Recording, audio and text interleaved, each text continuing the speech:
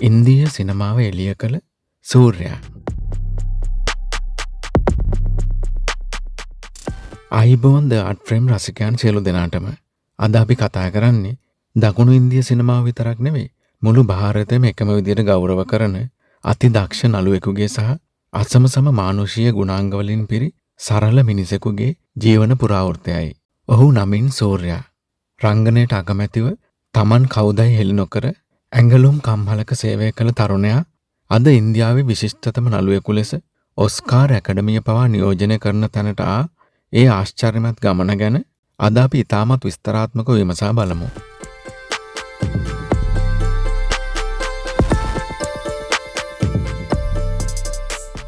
සූර්යා උපත ලබන්නේ 1975 ජූලි 23 වෙනිදා තමිල්නාඩුවේ චෙන්නයිහිදී. ඔහුගේ සැබෑ නම සරවණන් සිවකුමාර්.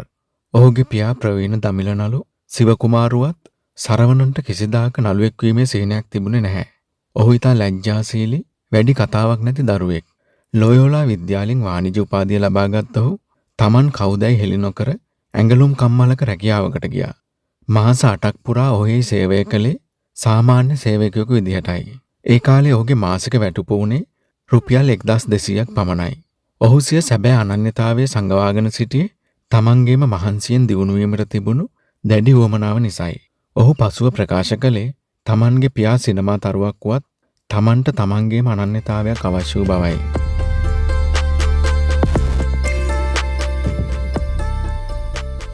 එක්දස් 995 අධ්‍යක්ෂක වසන්ත් ඔහුට ආසේ චිත්‍රපටයේ ප්‍රධාන චරිතය ලබා දුන්නත් ඔහු එය ප්‍රතික්ෂේප කළේ තමන්ට රඟපෑමට නොහැකියයි සිතූ නිසායි.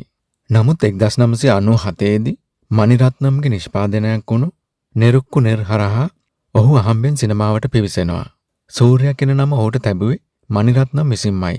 ඒ එවකට හිටිය සරවණන් කියන වෙනත් නළුවෙකු හා පටලවා ගැනීම වැළැක්වීමටයි. නමුත් ආරම්භයේ සුබ වුණේ නැහැ. සූර්යාට නර්තනය, සටන් ජවනිකා සහ දෙබස් මතක තබා ගැනීම පිළිබඳ ලොකු ගැටලුවක් තිබුණා.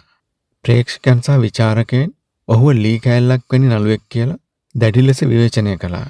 ඒ කාලේ ඔහු කෙතරම් කලකිරුණාද කියනවා නම් ඔහුට සිනමාව අතහැර යන්න පවා සිතුණා. නමුත් ඔහුගේ මඟ පෙන්වන්නා වුණ නළු රඝුවරන් ඔහුට පැවසුවේ පියාගේ සෙවණැල්ලෙන් මිදී Tamanගේම ශෛලියක් ගොඩනගා ගන්නා ලෙසයි. සූර්යාගේ අභියෝගය බාරගත්තා.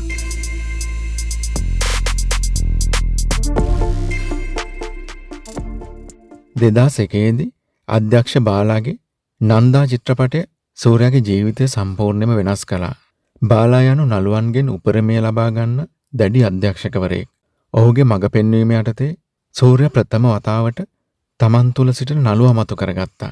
එහි ඔහු පෑ රංගනය නිසා හොඳම නළුවාට හිමි රාජ්‍ය සම්මානය දිනාගත්තා.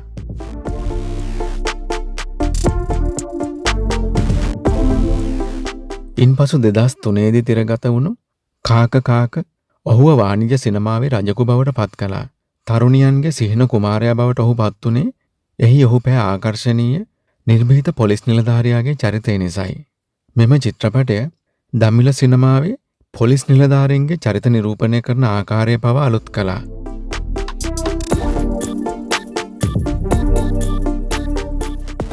සූර්යාගේ ජීවිතයේ සුන්දරතම පරිච්ඡේදය වන්නේ ජෝතිකා සමග ඇති වූ ආදර කතාවයි.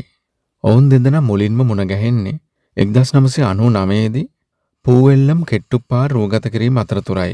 එවකට ජෝතිකා සූර්යාට වඩා ජනප්‍රිය මට්ටමක සිටියත් සූර්යාගේ නිහතමානී ගුණයට සහ කැපවීමට ඇය වශී වුණා. වසර කිහිපයක් රහසින් පෙම් කළ ඔවුන් චිත්‍රපට 7ක එකට රඟපෑවා. අවසානයේ පවුල්වල ආශිර්වාදය ඇතිව 2006 සැප්තැම්බර් 11 වෙනිදා ඔවුන් විවාහ වුණා. ජෝතිකා විවාහයෙන් පසු රංගනයෙන් මදක් ඉවත් වෙලා පවුල වෙනුවෙන්ම කැප වුණා. අද ඔවුන්ට දියා සහ දේව් නමින් දරුවන් දෙදෙනෙක් ඉන්නවා. සූර්යා සහ ජෝතිකා යනු අදටත් ඉන්දිය සිනමාවේ සිටින ආදර්ශවත්ම සහ ආදරණීයම යුවළක්. සූර්යා නිතරම පවසන්නේ Tamanගේ සාර්ථකත්වයේ පිටුපස සිටින්නේ තමාට ශක්තියක් වූ ජෝතිකා බවයි.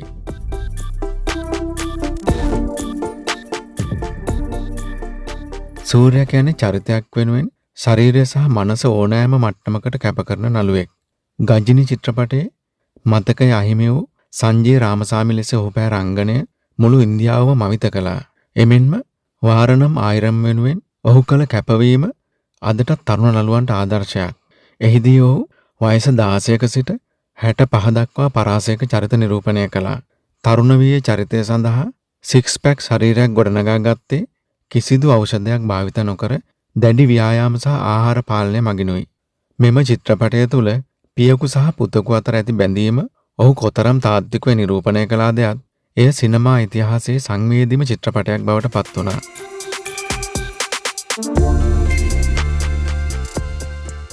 සූර්යාගේ සිනමා දිවියේ දැවැන්තම වාණිජ ජයග්‍රහණය වන්නේ සිංගම් චිත්‍රපට මාලාවයි. දුරෙයි සිංගම් ලෙස ඔහු පෑ අතිවේගවත් සහ ප්‍රචණ්ඩකාරී පොලිස් නිලධාරියාගේ චරිතය මුළු ලොවම ආදරෙන් වැළඳගත්තා. ඔහුගේ උඩු රැවුල සහ සටන් ජවනිකා එකල ඉතාම ජනප්‍රිය වුණා.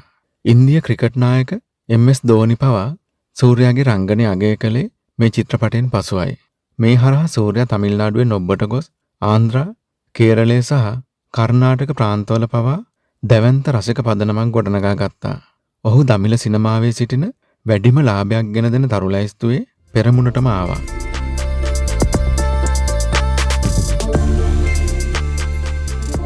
මෑත කාලීනව සූර්යා ලැබූ ජයග්‍රහණ අති දැවැන්තයි. කොවිඩ් වසංගතය නිසා සිනමාහල් වැසී තිබියදී ඇමසන් ප්‍රයිම් හරහා තිරගත වුණු සූරයි පොට්ටු වෙනුවෙන් ඔහු හොඳම නළුවාට හිමි ජාතික සම්මානය දිනාගත්තා. ඉන්පසු ඔහු නිෂ්පාදනය කර රඟපෑ ජායි භීම් චිත්‍රපටය ලෝක අවධානය දිනාගත්තා. අසාධාරණයට ලක් වූ ගෝත්‍රික ජනතාව වෙනුවෙන් පෙනී සිටින නීතිඥ චන්ද්‍රු ලෙස ඔහු කළ රංගනය නිසා එම චිත්‍රපටය ඔස්කාර් YouTube නාලිකාවේ විශේෂාංගයක් ලෙස ප්‍රදර්ශනය කළ ප්‍රථම ඉන්දිය චිත්‍රපටය බවට පත් වුණා. එමෙන්ම වික්‍රම් චිත්‍රපටයේ අවසාන මිනිත්තු 5 තුළ ඔහු කළ රොලෙක්ස් චරිතය ඔහුගේ සදාකාලික හොඳ මිනිසා ප්‍රතිරූපයෙන් බැහැරව ඔහු කළ අති භයානක දුෂ්ට චරිත නිරූපණයක් ලෙස ලෝම සලිත කළා. රොලෙක්ස් යනු ඉදිරියේදී දකුණු ඉන්දිය සිනමාව උඩියටුකුරු කිරීමට නියමිත සිනමා විශ්වයක ආරම්භයයි. මේ චරිතය ගැන ඉදිරියේදී කතා කිරීමට බොහෝ දේ තිබෙනවා.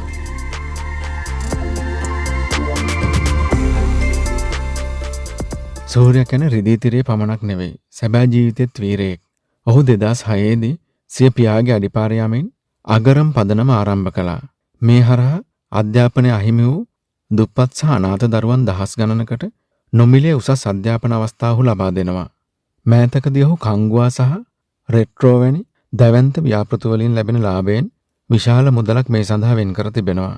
ඔහු සෑම විටම පවසන්නේ අපිට සමාජයට දිය හැකි උතුම්ම දායාදය අධ්‍යාපනයයි කියයි.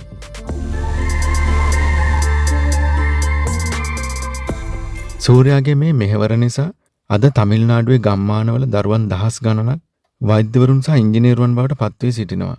සූර්යා කියන්නේ ඔස්කාර් ඇකඩමි සමාජිකත්වය සඳහා ආරාධනා ලැබූ ප්‍රථම දකුණු ඉන්දිය නළුවා. ඔහු ෆෝබ්ස් ප්‍රසිද්ධ පුද්ගලයන් 100 ලැයිස්තුවේ නිරන්තරයෙන් රැඳී සිටිනවා. රංගනයෙන් කමල් හසන්ගේ සැබෑ උරුමකාරයා ලෙස විචාරකයන් ඔහු හඳුන්වන්නේ ඕනෑම අසීරු චරිතයකට හැඩ ගැසීමට ඔහුට ඇති සුවිශේෂී හැකියාව නිසායි.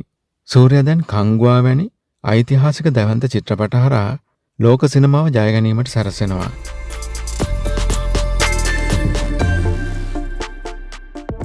සූර්යාගේ ජීවිතය අපට උගන්වන්නේ එකම දෙයයි. කැපවීම, ඉවසීම සහ නිහතමානීකම ඇතනම් ඕනෑම අභියෝගයක් ජයගත හැකි බවයි.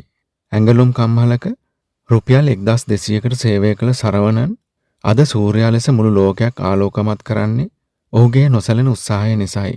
ඔහු සිනමාවට පමණක් නෙවෙයි, මුළු මනුෂ්‍යත්වයටම ආභරණයක්. ඔබ සූර්යාගේ වඩාත්ම කැමති චිත්‍රපටය මොකක්ද? මේ අසමසම නළුවාගේ ජීවිත කතාව ගැන ඔයාගේ අදහස පහලින් කමෙන්ට් කරන්න. මේ වගේ තවත් සිනමා පුරාවෘත්ත ගැන දැනගන්න The Art Frame අපිව සබ්ස්ක්‍රයිබ් කරන්න. සුබ දවසක් ඔයාට.